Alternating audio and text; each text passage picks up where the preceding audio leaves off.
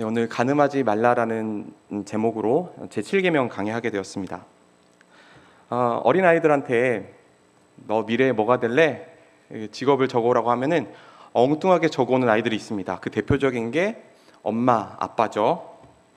뭐 엄마, 아빠가 직업인지 몰라서 썼을 수도 있겠지만은 엄마, 아빠가 너무 잘해주고 너무 좋은 분이니까 나도 미래에 그런 사람 돼야겠다라고 해서 쓸 수도 있다고 생각이 듭니다. 요즘 엄마 아빠들의 모습, 양육하는 모습을 보면은 정말 요즘 엄마 아빠들은 만능이신 것 같아요.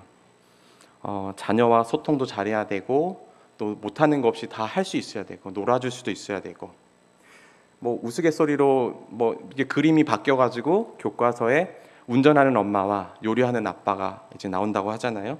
근데 그것을 넘어서서 이제는 아빠와 엄마 둘 다 만능이 되어야 되는 시대이고 또 부모가 자녀의 마음을 잘 알고 그 아이들의 필요한 것을 그때그때 공급해 줘야 하는 어느 때보다도 부모가 되게 피곤하지만 또 부모의 역할이 이만큼 또 성장하고 역할이 커지는 시대인 것 같습니다. 그렇게 해야지 요즘 인정을 받아요. 맞벌이 가정들도 많고 또 혼자 육아를 하고 계시는 분도 많은데 이제 부모가 어느 정도 자녀들에게 잘 해주고 잘 양육을 해줘야만 부모답다는 소리를 듣습니다. 네, 그런데 저도 여러분들께서 이 자리에 계시는데 뭐 자녀를 다 키우신 분들도 계시겠지만 여전히 자녀들을 다 여의시고 하셨어도 계속 키우고 계시잖아요. 저도 뭐 아이를 둘 키우고 있고 부디 자녀들로부터 너 나중에 뭐가 될래?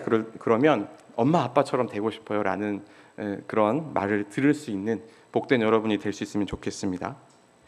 그런데 우리가 이 자녀에 대해서 집중한 나머지 사실 가정 안에서 집중해야 될 아주 본질적인 것에 대해서 놓치고 있음을 말하지 않을 수가 없습니다. 그게 무엇일까요?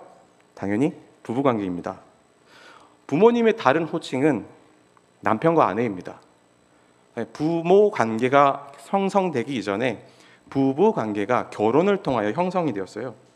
한 남자와 여자가 사랑해서 맺은 언약식이 혼인식이고 그 결과 열매로 아주 달콤한 열매로 받게 되는 게 자녀입니다.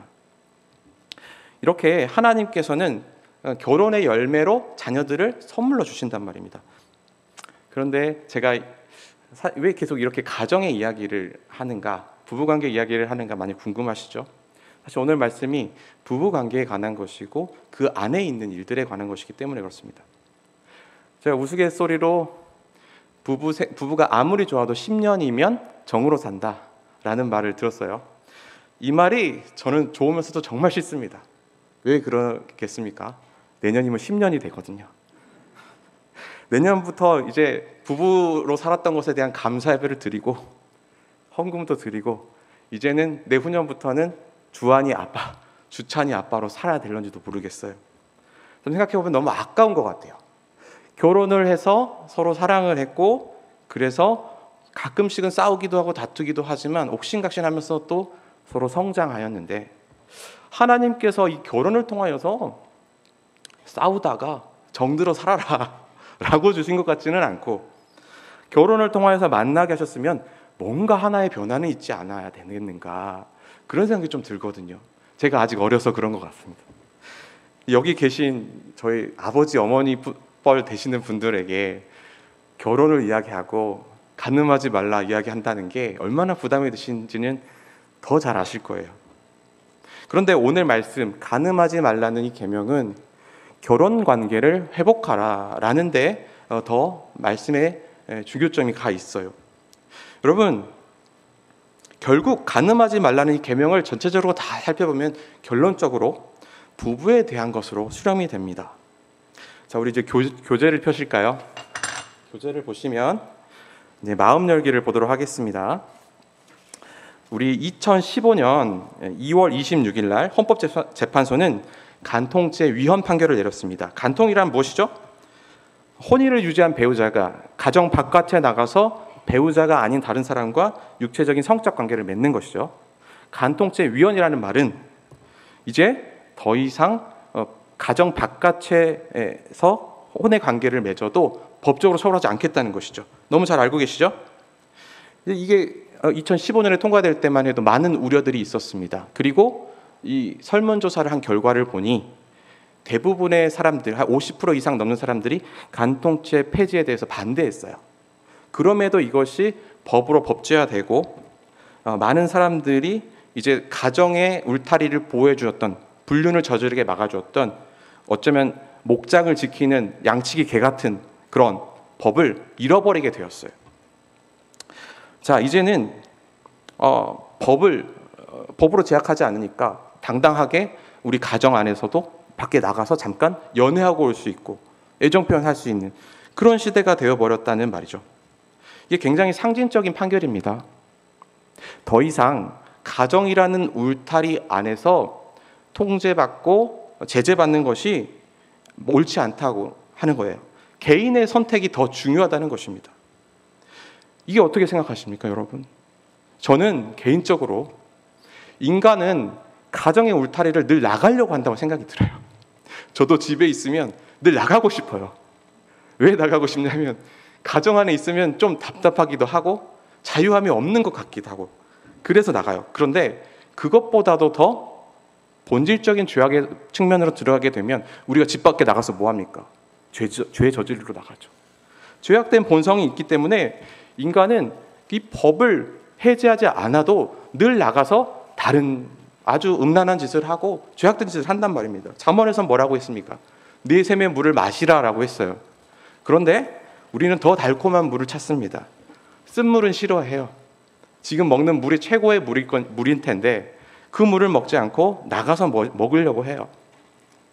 벌써 법이 제정된 지 6년이나 지났어요.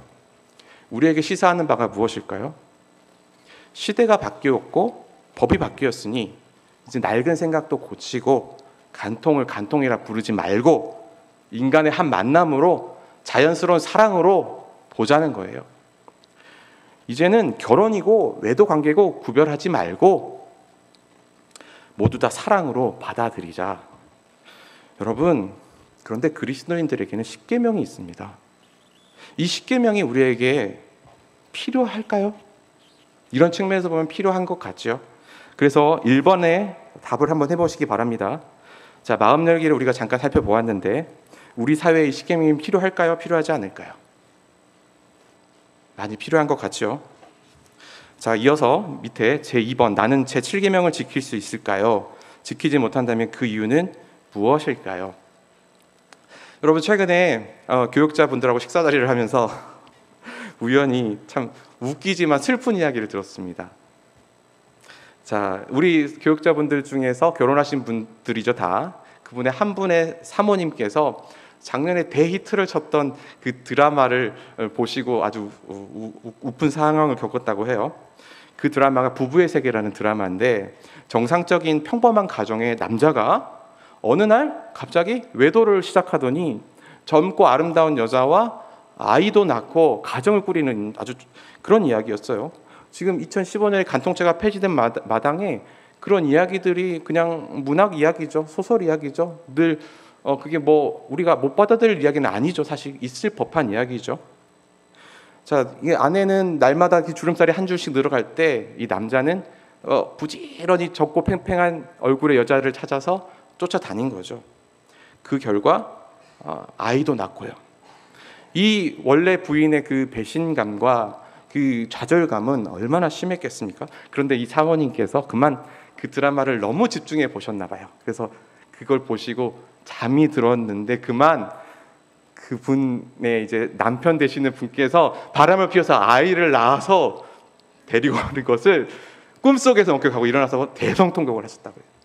여러분, 이게 웃기죠. 그렇지만 현실에서 이런 일들이 있는 일이라고요. 그런 불륜이 꿈속에서도 충격적인데 실제로 가정이 파괴되어지고 있고 실제로 그런 일들이 비일비재하게 아무 일도 아닌 것처럼 사랑이라는 이름으로 외도가, 불륜이, 간통이 범해지고 있다는 것이죠. 여러분, 사랑하는 남성 여러분, 사랑하는 여성 여러분, 우리가 이 7계명을 지킬 수가 있을까요? 이 7계명을 막상 우리는 가정이 깨질까 봐 두려워하지만 우리 안에 죄성이 있어서 늘 집 밖으로 나가려고 한다는 것이죠. 솔직하게 한번 적어보시기 바랍니다. 내가 7계명의 유혹이 왔을 때 물리칠 수 있을까? 만약에 못하겠다면 다짐이라도 적어보시기 바라요. 자, 그러면 말씀 살피기로 들어가도록 하겠습니다. 자, 이제 성경 안에서 간음이 무엇을 의미하는지, 간음하지 말라는 이 계명을 주신 의도가 무엇인지를 함께 살펴보도록 하겠습니다. 먼저 제7계명에서 간음이라는 단어는 무엇을 의미하나요? 간음은 말 그대로 간통을 의미합니다. 간음이라는 말 안에는 간통과 음란한 행위를 다 포함하는 말이에요, 사실. 그런데 오늘 출애굽기 20장 14절에 나오는 이 간음은 하지 말라는 것은 남녀 간의 육체적인 성적인 그런 부적절한 관계, 간통을 의미를 하고 있어요. 부부 관계를 벗어난 하나님이 허락하시지 않은 잘못된 육체적 관계를 말을 합니다. 자, 이어서 말씀 살피기 3번을 볼 텐데요. 이 간음이라는 단어는 구약 성경, 신약 성경을 걸쳐서 많이 나오고 있습니다. 특히나 모세오경에서 나오고 있는데, 자, 오늘 레위기와 신명기에서도 나오는데요. 오늘 신명기 22장 뒷부분을 좀 보도록 할 텐데 준비된 PPT를 좀 띄워주시기 바랍니다. 자, 우리 출애굽기에서는 간음하지 말라라는 한 줄로 되어 있지만 신명기 22장에서는 이 계명을 이스라엘 사람들이 실제적으로 어떻게 지켰는지를 구체적으로 5가지 종류로 구별해 놓고 있어요. 자, 제가 빠르게 설명을 드리면 첫 번째 경우는 결혼을 한 관계에서 여자가 결혼 전에 다른 남자를 만난 것으로 의심이 되는 경우 남자가 고발을 합니다. 그럴 때 이 여자를 어떻게 하겠느냐 이거예요. 자, 이건 사실 우리의 관심사는 아닙니다. 하지만 이것도 간음과 관련이 되어 있어요. 그리고 두 번째, 세 번째 경우를 보겠는데요. 자, 두 번째, 세 번째 경우는 하나를 묶어서 결혼했거나 혼인을 약속한 여자가 다른 남자와 동침한 경우에 이 남자와 여자는 다 죽이라고 하였습니다. 자, 위에서 보실 것은 혼인한 여자, 결혼을 약속한 여자가 자기 가정을 가지고 있는데 다른 남자, 유부남을 만났던, 총각을 만났던 죽는 거예요. 만나면 죽는 거예요. 자, 이게 여자가 간음죄를 범했을 때 자기 결혼을 깼으므로 죽임을 당하는 것이죠. 그런데 자, 5번을 잘 보시기 바랍니다. 제가 5번 뒷부분을 안 달아놨어요. 5번은 남자에게 해당하는 간음죄입니다. 남자가 처녀와 동침한 경우라고 이것이 조건이 달려져 있어요. 남자와 처녀. 자, 남자라고 했죠. 남자는 누구일까요? 유부남, 총각 다 말합니다. 유부남 또는 총각이 처녀와 동침했을 경우에 이 조건이 달성이 되면 어떻게 될까요? 어떤 처벌을 받을까요? 나중에 신명기 22장 28절을 찾아보시기 바라요. 처벌이 없습니다. 남자의 경우는 유부남이거나 총각이든지 간에 처녀와 동침했을 경우에 처벌을 받지 않고 납폐금이라고 하는 내가 신부의 집에 내가 결혼을 하겠습니다라고 확인 서약 같이 돈을 주는 게 있어요. 그게 납폐금입니다. 돈을 주고 결혼을 확정하는 겁니다. 그걸 주고 그 동침한 여자를 내 아내로 삼는 거예요. 사실 첩입니다. 첩을 말하고 있어요. 여러분, 많이 이상하죠? 여자의 경우는 결혼관계 안에서 어떤 남자를 만나도 간음이 되지만 남자의 경우는 어떻습니까? 유부남이 결혼을 했는데 처녀를 만나서 납폐금을 주고 아내를 삼아요. 첩을 삼아요. 또 다른 유부남이 또 다른 여자를 만나서 처녀를 만나서 아내를 첩을 삼아요. 이런 식으로 많이 여자를 가질 수 있는, 첩을 가질 수 있는 게 이 지금 신명기에서 말하고 있는 이스라엘이 지켜야 되는 간음에 대한 법, 순결에 대한 법이라고요. 너무 이상하죠? 하나님께서는 분명히 아담과 하와를 짝지실 때 한 명의 여자와 한 명의 남자를 짝지셨습니다. 일부 일처제가 우리는 성경적이라고 믿는데 신명기 22장에는 어떤 현상으로 나타나죠? 일부 일처제가 아니라 일부 다처제를 말하고 있는 거예요. 여자는 수많은 첩이든 아내든 한 번 결혼했으면 절대 다른 남자와 잠을 자면 안 됩니다. 그럼 간음죄로 죽임을 당하지만 남자는 얼마든지 결혼 관계를 하고 이혼도 할 수 있고 이혼을 요구할 수도 있고 수많은 결혼 첩을 만들어낼 수가 있는 것이죠. 여러분, 이게 어떻게 이해가 되십니까?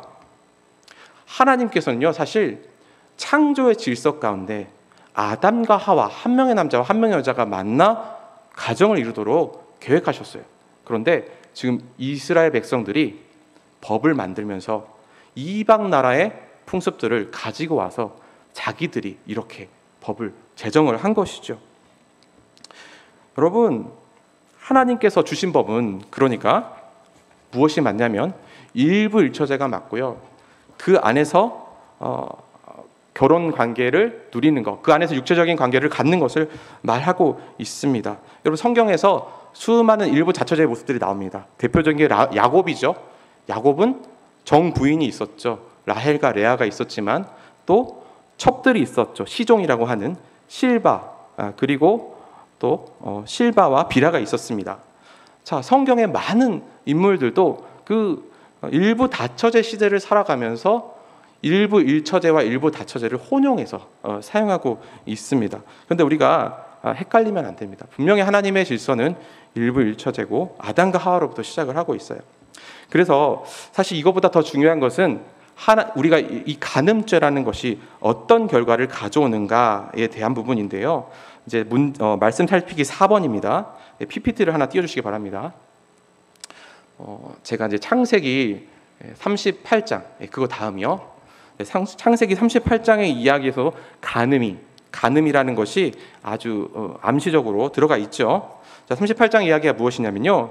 유다에게 세 아들이 있었습니다. 첫째 아들이 엘이고, 둘째 아들이 오난이고, 셋째 아들이 셀라였습니다. 엘은 결혼을 했죠. 누구였죠? 아내의 이름은 다말이었습니다. 그런데 엘이 악함으로 일찍 죽었어요. 첫째가 죽으면 그 장자를 이을 사람이 없기 때문에 당시의 관습에 의하면 후사를 잇는 관습이 존재했어요. 둘째가 첫째 형수와 결혼하여서 동침하여서 첫째 장자를 낳아줍니다. 그러면 그 장자는 악이라 할지라도 장자의 고난을 받는 거예요. 그래요. 첫째가 그렇게 죽었습니다. 그래서 유다가 둘째인 오난을 통하여서 다말에게서 장자를 얻기 원했어요. 근데 이 오난이 얼마나 악독한지 자기는 둘째이잖아요. 그 갓난아기가 혹시라도 생겨서 첫째가 되면 나는 3분의 1밖에 못 받잖아요. 100만 원이면 30만 원밖에 못 받잖아요. 그렇죠? 너무 이것을 탐욕을 부린 나머지 씨를 주지 않죠. 그래서 그 결과 이 오난도 악함으로 죽임을 당해요. 자, 유다가 이쯤 되니 어쩌겠어요? 마음속에서 아들은 3명인데 벌써 2명 죽었어요. 1명밖에 안 남았어요. 어떡할까요? 줄 수가 없죠. 내 아들 또 죽을까 봐 줄 수가 없죠. 그러면서 첫째 며느리 다말에게는 셀라가 다 클 때까지 좀 기다려달라라고 하면서 계속 시간을 지체합니다. 그런데 시간이 지나고 장성하여도 주지 않죠. 그래서 이제 이 다말이 아주 좀 안 좋은 방법이지만 자신이 이 씨를 얻기 위해서 자신의 장자를 얻음으로 자기가 그 재산, 자신에게 맡겨진 그 기업을 얻으려고 변장을 하고 유다가 양털 깎는 곳을 방문할 때 첩으로 변장을 하고 기다리고 있어요. 다 아시다시피 어떻게 됩니까? 그 둘의 관계 안에서 쌍둥이가 생기죠. 2 아들이 생기죠. 여러분, 그래서 결국 이 다말은 그 일이 발각이 되어서 창기짓을 했다는 이유로 돌에 쳐 죽임을 당할 위기에 놓였는데 그가 가진 유다의 신분증과 같은 지팡이를 인하여서 살게 됩니다. 여러분, 이걸로 말씀드리고자 하는 거 이게 무엇입니까? 간음죄와 관련해서 이 사건을 보게 되면요, 분명 이 둘은 근친상간을 해서 돌로 죽일 죄를 지었습니다. 그렇죠? 그리고 유다가 자신의 아내가 수아가 죽은 다음에요, 지금 양털을 깎으러 내려갔다는 것은 그곳에 성매매를 하러 간 것과 똑같아요. 성매매를 하는 과정 중에서 이것은 정말 하나님께 범죄하는 것이죠. 자, 다말은 창기짓을 했어요. 창기짓을 하면 죽이는 것이고 성매매를 하는 것도 죽이는 것입니다. 이 2 죄인의 계명을 어기고 이 간음한 이 죄들이 있지만 그 이면에 또 하나님의 이들을 통하여서 약속된 자손을 낳게 하시는 일하심을 보여주는 그림입니다. 그런데 우리가 집중해서 봐야 될 것은 간음과 관련해서 인간의 본성이 그대로 악함이 드러나 있다는 것입니다. 간음과 관련하여서. 2 번째, 사사기 19장을 볼까요? 한 레위인이 등장을 합니다. 제사장입니다. 그는 자신의 행음한 아내를 찾으려고 그 아내의 아버지 집에 찾아갔습니다. 그리고 장인을 만났습니다. 그 첩을 데리고 오고자 했으나 장인이 하룻밤, 이틀밤이 지나도 보내주지 않죠. 무려 5째 날 밤까지 지났을 때에 비로소 떠나가게 되는데, 첩을 데리고 자신의 고향인 예루살렘으로 가는 여정 중에 밤이 깊어 기브야라고 하는 한 성읍에, 베냐민 민족이 족속이 사는 성읍에 들어가게 돼요. 그런데 거기에서 또 한 노인의 손님 접대를 받고 그 집에 들어가게 되죠. 여기서 정말 기가 막힌 사건이 일어나지 않습니까? 이스라엘 12지파의 한 족속인 베냐민 지파가 거주하고 있는 기브아 지역에 불량배들이 하는 행동을 보면 기가 막히지 않습니까? 그들이 뭐라고 그래요? 너의 집에 들어간 노인더러 너의 집에 들어간 그를 이끌어내라. 우리가 그와 관계하겠다. 그와 성적인 관계를 맺겠다. 이끌어내라고 하죠. 자, 노인은 어떻게든 방어해 보려고 해요. 근데 이때에 이 여인들이 얼마나 비참하게 등장할지 몰라요. 사실 이때 여인들 딸과 첩을 줄 테니 이 남자만은 건드리지 마시오. 그렇죠? 불량배들이 더 흥분해서 빨리 내놔라. 내가 아니면 너 데려가겠다. 뭐 이런 식으로 흥분했던 것 같아요. 그러자 이 레위인 제사장이 어떻게 합니까? 자신의 찾으러 갔던 그 첩을, 왜 찾으러 간지 모르겠어요. 찾으러 갔던 그 첩을 문 밖으로 밀어내버리죠. 그 첩이 어떻게 됩니까? 밤새 강간을 당하고 그렇게 비참하게 죽게 되어집니다. 여러분, 이 이야기가 말하는 것이 무엇입니까? 레위인, 하나님을 섬기는 레위인 이조차도 하나님의 말씀이 없던 이 사사시대에 이렇게 불순종하는 모습으로 비참하게 다른 사람의 생명을 자신이 살고자 내어버린다는 것이죠. 이 첩은 그러면 죄가 없습니까? 이 첩은 자신이 행음함으로 도망갔죠. 여러분, 이것이 바로 인간의 모습입니다. 가해자나 피해자나, 결국 피해자는 여성으로서 대표되고 있지만 그들은 결국 율법이 말하고 있는 이 간음하지 말라라는 계명을 지키지 못하며 범죄의 희생자와 피해자로서 여전히 인간의 비참함을 드러내는데 도구로 사용되고 있다고 한 사실이죠.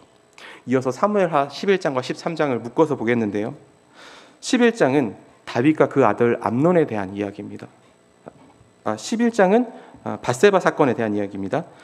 다윗이 왕궁에서 가만히 머물러 있었습니다. 사실 그는 전투를 나가야 함에도 불구하고 왕궁에서 한가로이 시간을 보고 있었어요.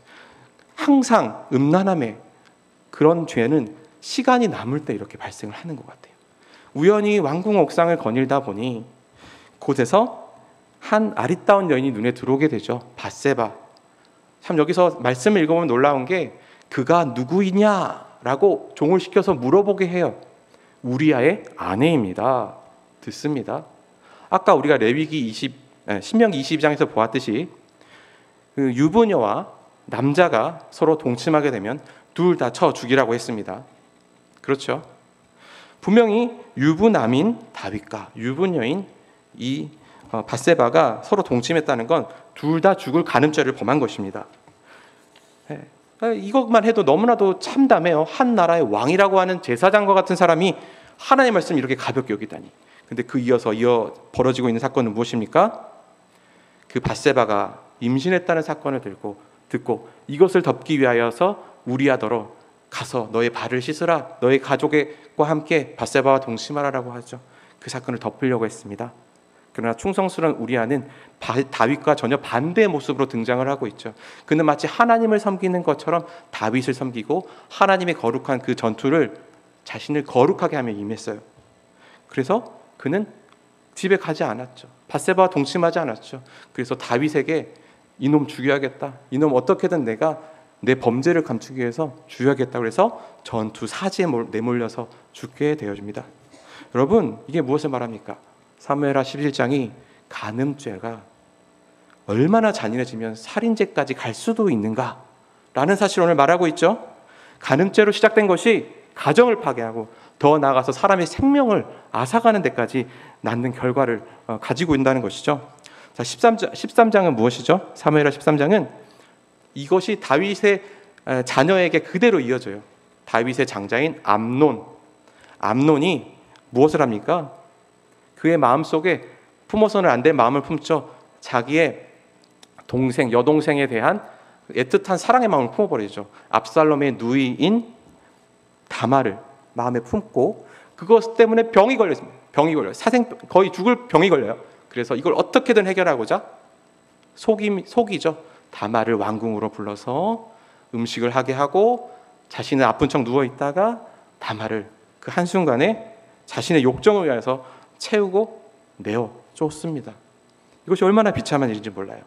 다말은 공주입니다. 처녀입니다.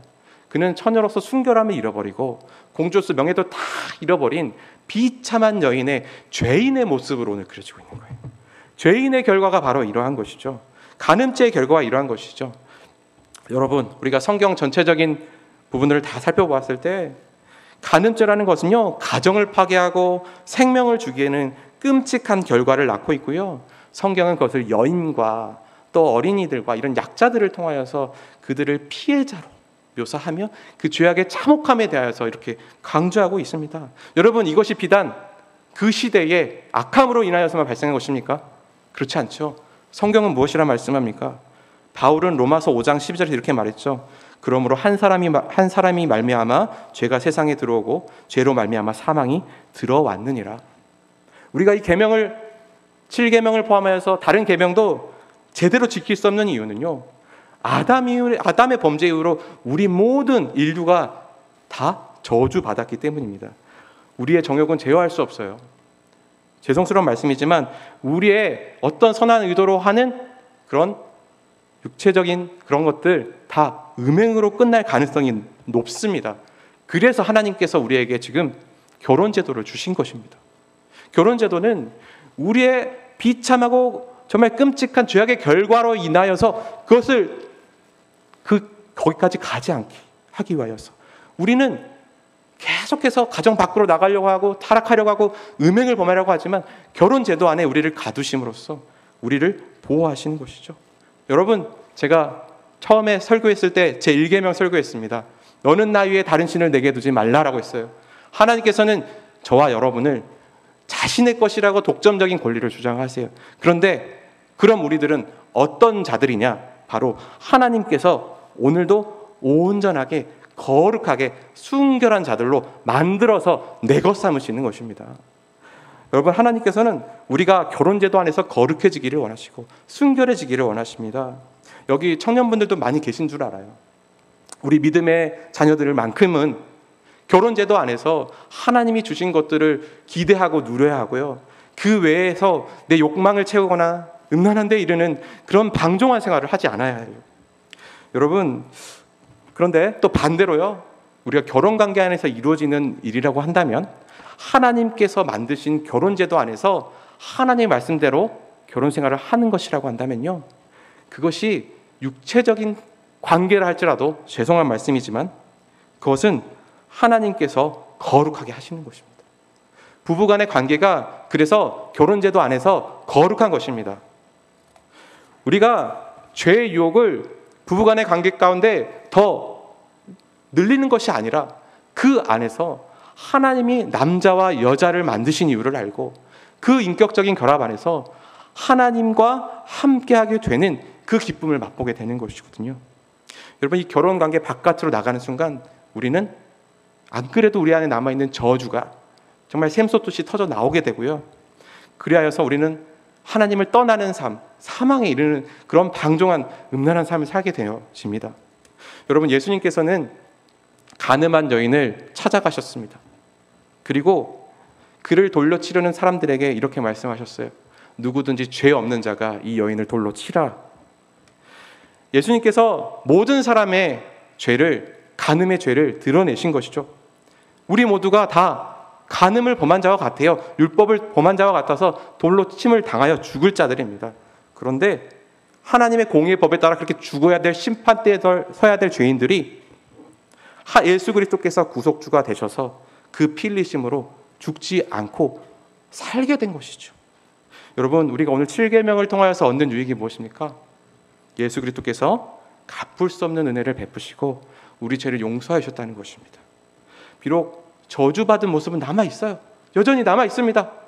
우리가 길을 가다가도 문득문득 우리가 조금만 긴장의 끝을 놓칠 때, 예수님을 떠나갈 때에 우리는 순간순간 범죄를 하게 되는 음탕하고 방종한 죄인입니다. 제가 그렇습니다. 그러나 날마다 예수 그리스도의 보혈의 피가 우리를 거룩해 하시고 그분이 우리 안에 율법의 저주에서 속량하시고 생명을 주셨음을 믿는다면 날마다 성령 하나님께서 순결한 백성으로 살도록 인도해 나가시는 것입니다. 그래서 우리에게 10계명을 주시고 간음하지 말라는 계명을 통하여서 결혼제도 안에서 거룩하고 순결한 백성으로 부부간의 아름다운 모습을 가정을 이루라 하시는 것입니다. 여러분, 제가 군대에 있을 때 여러 사람들이 모여 있을 때 중대장이 아주 충격적인 질문을 했습니다. 저에게만 충격적이었습니다. 혹시 이 중에서 총각 있나? 혹시 이 중에서 총각 있나? 라고 물어보셨어요. 저는 여기에 십자가를 달고 있는 군종이었습니다. 제가 손을 번쩍 들었습니다. 몇 명이나 손을 들었을까요? 저 외에 아무도 손을 들지 않았습니다. 저는 제가 생각하건대 그 안에는 분명히 순결하게 그래도 성적으로 그나마 타락하지 않으려고 했던 사람도 있을 것이라고 생각을 해요. 그런데 누구나 다 이상한 취급을 당할까 봐, 세상에서 흔히 말하는 못난이가 될까 봐, 세상에서 말하는 잘 나가는 사람이 아니라는 소리 들을까 봐, 구닥다리라는 소리 들을까 봐 아무도 손을 들지 않더라고요. 제가 군종이어서 창피함은 면했지만 이것이 저는 우리가 요즘 시대에 어른이 된다는 것, 성인이 된다는 것을 가리키는 바로 확실한 징표라고 생각을 해요. 물론 손을 들었던 제가 더 위선적이겠지만 요즘 이 시대에 바로 내 거룩함을 드러내지 않고 내가 하나님의 구별된 백성이라는 것을 전혀 드러내려 하지 않습니다. 나도 세상과 똑같이 살아야지, 나도 세상과 구별되지 않고 그냥 똑같이 살아야지, 이런 생각들로 가득 차 있어요. 여러분, 군대 간 아들들에서 기도하시길 바랍니다. 여러분, 그런데요, 바울이 이렇게 말했습니다. 바울은 이 세대를 본받지 말라고 했습니다. 그리고 다음에 이어서 이렇게 말했어요. 오직 마음을 새롭게 함으로 변화를 받으라고 했습니다. 여러분, 이 세대는 어떤 세대입니까? 음란함을, 간통을 상식으로 아는 세대입니다. 이 세대는 본받을 세대가 아닙니다. 그 다음 말이 무엇입니까? 오직 마음을 새롭게 함으로 변화를 받으라. 여러분, 세상과 구별되는 순결함, 당당함이 우리 하나님의 자녀들 가운데 있어야 합니다. 우리가 나이를 불문하고 성별을 불문하고 우리 모두의 구별됨은, 거룩함은 우리 모두의 평생의 숙제입니다. 예수님께서 그것을 위하여서 우리에게 생명을 내어주시고 지금도 우리를 위하여서 거룩해지기를 위하여 기도하고 계십니다. 여러분, 그 사실을 믿으시고 우리 제7계명을 통하여 시험받지 마시고 이 세상에서 성적으로 문란한 세대가 되지 말고 결혼관계를 소중히 여기시고, 우리 깨어졌던 부부관계가 있다면 정말 거룩한 하나님의 나라가, 정말 그 아름다운 가정이 다시 세워질 수 있는 은혜가 있기를 바랍니다. 서로 간에 대화하시고 소통하시고 인격적인 하나됨을 보여주시기 바랍니다. 그럴 때 하나님께서 이 세상의 빛과 소금이 이러한 가정이구나 기뻐하실 것입니다.